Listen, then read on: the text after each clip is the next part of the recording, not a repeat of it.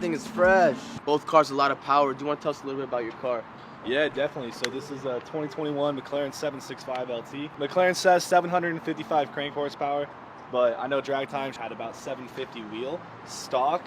So really we're talking 850 in this thing. Yeah, this thing's a beast.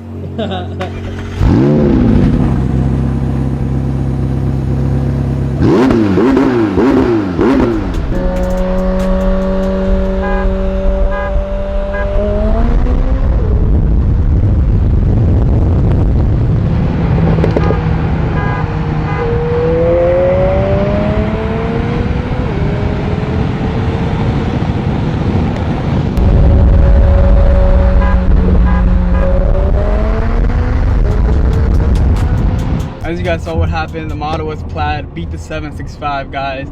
The car obviously has a top speed. I think as the car goes more top speed, maybe past 120 or 130, actually 150, 160, that's when the 765 will beat the Model S plaid. So the higher the top speed goes, the 765 will take it. But the Model S plaid won today, so it's crazy. Dude, that was actually like pretty insane. Yeah.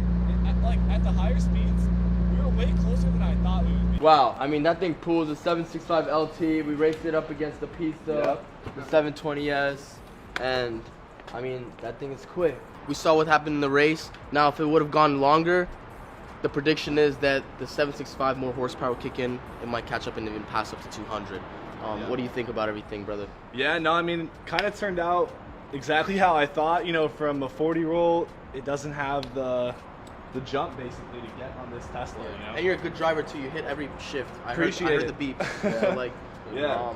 But 70-80 roll, you know, I was closer, way closer. So I think, yeah, you're right. If we could go up to around 200, I think the 765 is taking the Model S. But you know, basically, this is now the king of the road.